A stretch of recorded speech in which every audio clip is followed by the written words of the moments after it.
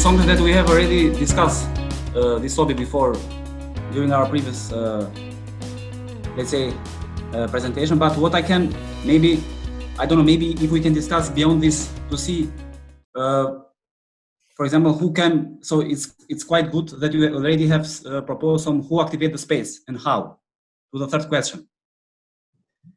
But maybe later on we can discuss who can be the who can be the barriers or challenges. So for those people to activate the space, maybe for the owner or residents, or maybe we can discuss the barriers for each scenario. So in order to, we can highlight some barriers and some problems, and we can discuss how we can overcome these barriers. I don't know if it can be something. Yeah, actually, that's true. Like I said that in the very end, like that's definitely part to talk about what the barriers are. And yeah, there are definitely several. Like one, are the others actually, have the others joined already, or is it just you right now? I'm here. Yeah, it's Fatina here with me, so it's.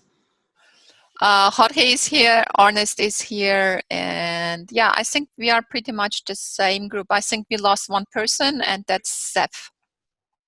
Okay. Maybe Zef will come in. So. Yeah. Okay. Maybe it would help us if you give us some, for example, where do you see the barriers in the scenarios we sketched out? Exactly. Because we can see the barriers according to our experience here. But for example, we would think it's possible to contact the residents in the house. Is it possible? But maybe that's not so easy in Albania, or maybe it is. I don't know. Yeah. So one because during my discussion with the owner, so somehow, let's say, one of the barriers, how can I see it, let's say is the idea. Maybe most of the people or owner, let's say itself, to the case study, he's very confused. I mean, to what kind of idea he can initiate, or let's say there is not very common understanding between the owner and residents. So even this can be a kind of barrier. But in this kind of situation, comparing with other presentations you did, in this barrier, maybe that can be solved by inclusion of the municipality. So he can regulate the coordination between the owner and the residents. Because somehow they have different understanding between the purpose of function of the area. Because for sure the owner can have some idea, but the residents itself doesn't have any clue or any need for that. Yeah, I guess that for sure there needs to be some kind of educational part to it, to explain to the owner and also to potential other stakeholders and the city administration. I think we are already like in the midst of that, maybe, to provide some ideas and information how this kind of project could look like. And this kind of educational process, I believe, would be part of the job of the task force should do, to develop a better understanding of the owners, for example, to understand what could be possible. And maybe for that, maybe international projects to have some kind of showcases could help to make them understand what could happen there. I think the situation has two facets. One is because people are not exposed to interim use or that kind of activation, they also don't have the negative experience which maybe other cities have in which we work. So hopefully there is not a negative emotion towards such projects. That would be the positive side. But the negative side is we have to start a dialogue, as you suggest, probably with the owner, residents, and the municipality. And this is, of course, a process to see, as Uli said, the potentials, the possibilities, what others do, but also to reflect, like it's really important to go deeper into the needs of the people, into the expectations of the people, so you can build you can take all those expectations, needs together to create the vision. If it's something top down, which we discussed also last week, it will be not owned by the people who live there. So it would be big challenge to make such an idea coming from the top, something which they really believe in and where they want to go for it.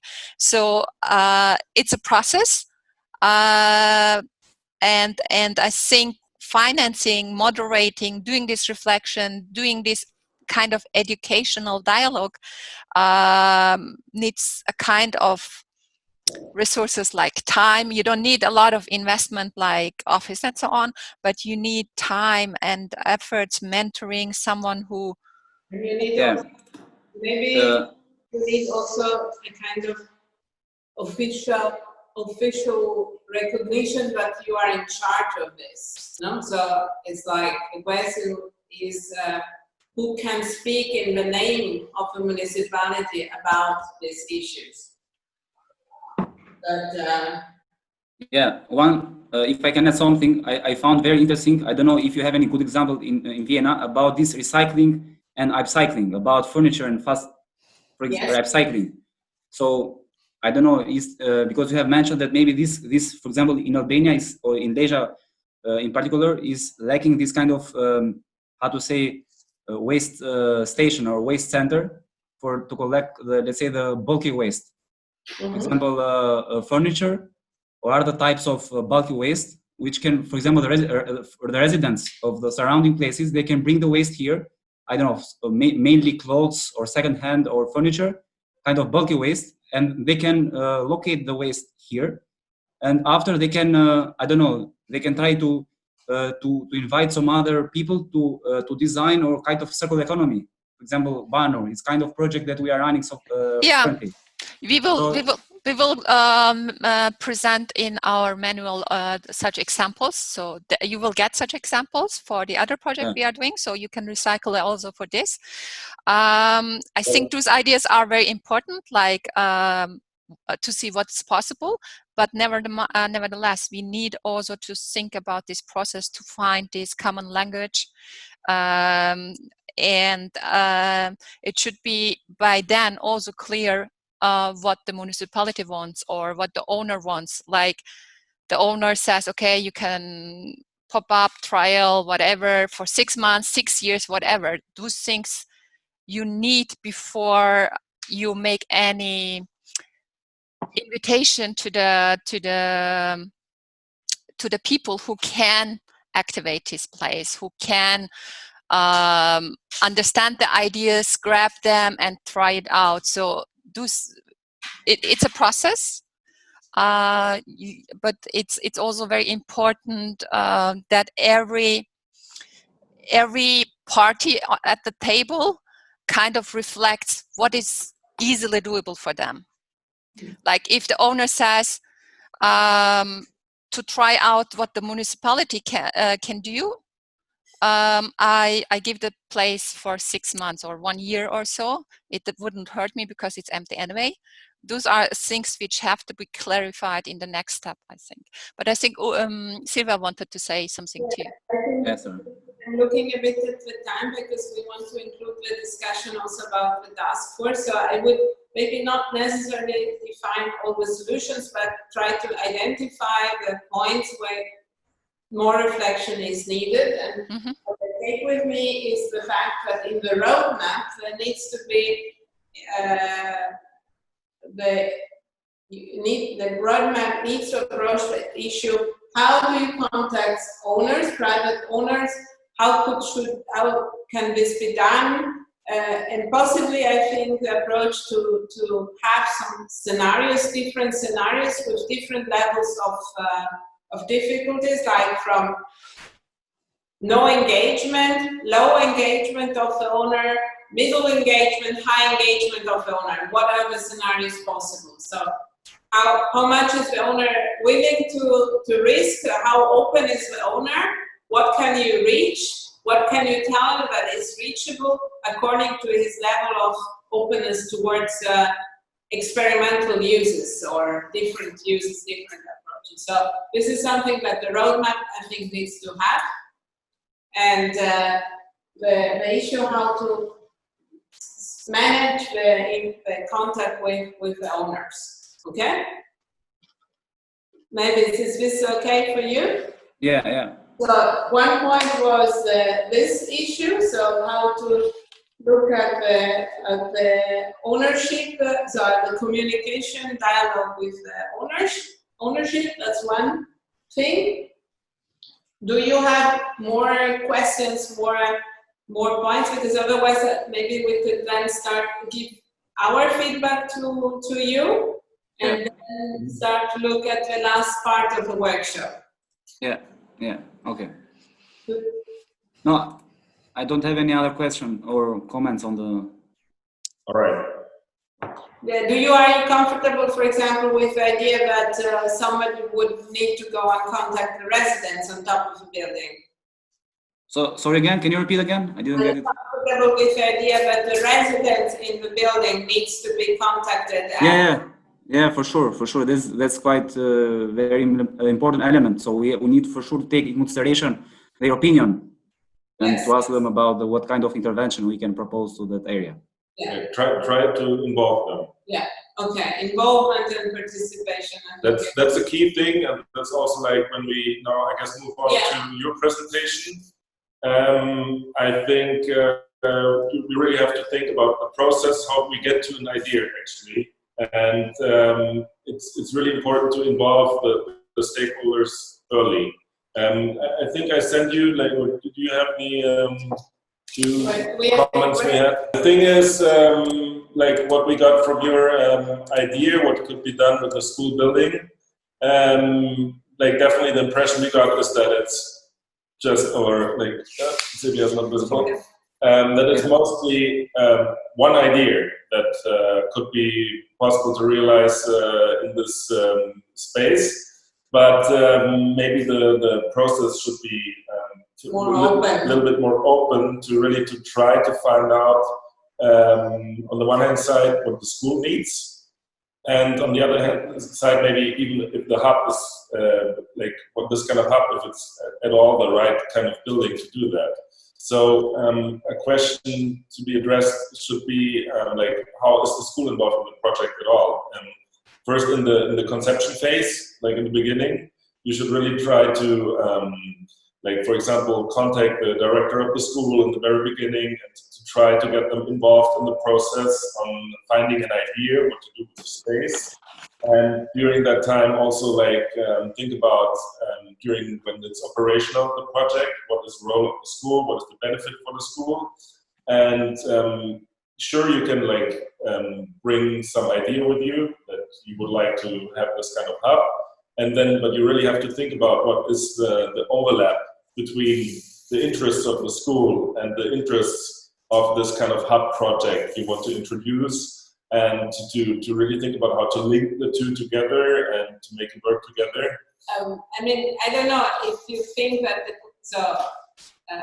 we had a bit of a feeling that there is this bottom line question, is the hub the right solution for the school? Okay. So yeah, so this is something that we thought and we discussed that because we have already let's say discussed previously with Giridona from Shkodra. So they are doing similar thing in Shkodra about innovation hub. So this is something that is lacking in Lezha. Yeah. And for sure, as I already know, Lezha has quite potential for tourism, agriculture, and other relevant, let's say, economic sectors. So this is something that is missing in Lezha. That's why we thought this is something can be new one, and for sure has some challenges, but for sure can try to empower the students and other potential young leaders to be involved in this innovation. It's true, but you know, it really depends, I think, also on the kind of school that is there. Is it a vocational school? Is it yeah, that's a very good question. So yeah, so there is not a vocational. I think one should be careful not to put the two issues together too fast, because basically you have two questions on the table. One is how to set up an innovation hub in Lezha for agribusiness, and the other one is how to activate the anti-ground floor of the school. Maybe they come together, but maybe not necessarily. So is there a synergy between these two questions? Or by trying to put them together, you are making your answer weaker on both levels. Yeah, right. You know what I mean? So that's, I understand. I think both can be part of the roadmap, but before you say they come together, you have to maybe run some checks. Yeah. Yeah. Or maybe broaden up the Yeah, but my idea was that when I proposed this innovation hub, I didn't see that to be, let's say, united with the school. So it can be separate. So it doesn't mean that this innovation hub must necessarily have interlinkage with the school. So they can be separately. So this is something that I thought.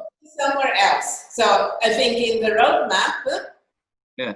it would be good to see this as two different questions. But in one scenario, they can be put together. You can run the check, but you need to allow the possibility to answer. No, actually, it's not the best idea. Maybe for the innovation hub in itself, a different location has more potential than the school. And for the school, there are maybe uses that have more potential than the innovation hub. So this, I think, needs to be thought about. Yeah, to maybe for a start to make like a kind of checklist, what would be the benefits of this kind of hub for the school, and the other way around, what does the hub really need as far as how the space would look like. For example, we wondered on the one hand side if the visibility in the school is really good enough for this kind of hub, and on the other side, if like even what kind of benefits are there for the students, how can they be involved, and maybe also there might be some safety issue. And so, you know, you really need to separate the circulation. Yeah, Melis, what do you want to say? You know, just I totally agree what you were saying. So in addition to that, maybe I had a second, maybe a part of the innovation hub, looking at the needs that has a school. Maybe we discussed that can be something after school. So the students, which are already, let's say, 5 to 6 hours during the day, maybe some of them needs additional lessons, additional support from the teachers. Maybe this one can be kind of after school, I don't know, after school center. So maybe the students can further strengthen their knowledge or, I don't know, capacities. Because because for sure during the innovation in Lezha, so we are aware that education is not very quite in a high or proper way. So students, most of students try to get private lessons or individual lessons with professors, you know, because and maybe this center can be kind of, I don't know, after school space. So the students which are already during the day, they can try to get additional lessons, I don't know, or maybe some informal education during after the school. Yes. I think it's very important that we capture the moment. So the thing is, as we all agree, there is the need for this tourism agro hub thingy, which anyway needs a process to be established. And we have the potential of young students who would potentially benefit from extra curriculum, which could go in this direction. There might be overlaps. As a whole, there might be overlaps temporarily, like when the innovation hub starts its business, that the first workshops, the first month or so are in the school, because you have also the teachers, professors who know potentially more. We have to, I think that what Uli and Silvia want to say with the different scenarios is that we have the flexibility in mind to really go into the different ideas, different needs, capture what really is needed, and then make decisions and switch between the possibilities, overlaps. So at the point when we see, or when you then see, that the innovation lab is not working anymore in well in the school because you have so many external people and there is also an overlap time-wise with the school hours and so on, then you need to move out anyway. But if it's a small incubator thing, it might be that the students are also useful for the incubator and so on. It's just a thing to really capture what are the needs for each idea, for each use, for each group, and what potentials has the building. Like that's the reason why the ground floor plan or sectoral plans are very important, or the hours of the school operating, so we know when do we have no students running around and so on. Yeah, that's one part, and the other part is also really to have this kind of bottom link established too, not to come with a ready-made idea. As we have the solution for this space in the school and we introduce it and deal with it, but instead to, I don't know, like to try to integrate the interests of the school early on, and it might be possible to integrate the idea of such a hub there, but it could also turn out that maybe that's not the solution for the space, and you realize the hub idea is somewhere else in Lezha. Could be a result as well. So it's important to include the interests of the school early on. Yes, I think. But also emotionally become part of it. You know, like maybe you find a couple of teachers or the director are really interested in what's going to happen there, and that helps a lot to make the project acceptable. Are the subjects that are linked, but it really depends which students, which kind of school. Is it compatible? So it's about compatibility and common shared interests in this thing, and this has to be taken into account. So in the issue of who is there, you need to have a school as well. And the experience is that there is no caretaking from the people who are there every day when you have a problem. So how does it work on the everyday basis, your idea?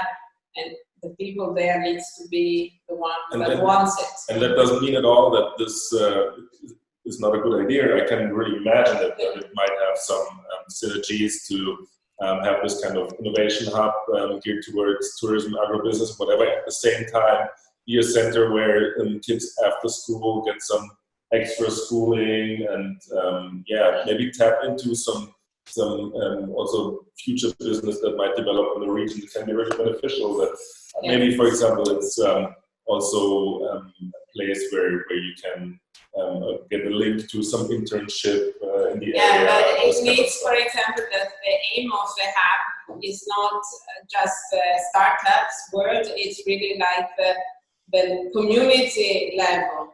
Low level, and that's a different kind of hub than a kind of show piece for the municipality, because the municipality might want this hub to be a kind of showcase for what the municipality does, and the question is this really in the school? So these are questions that we put on the table, but we think it's good to have in order to develop solid project. Yeah. Yeah.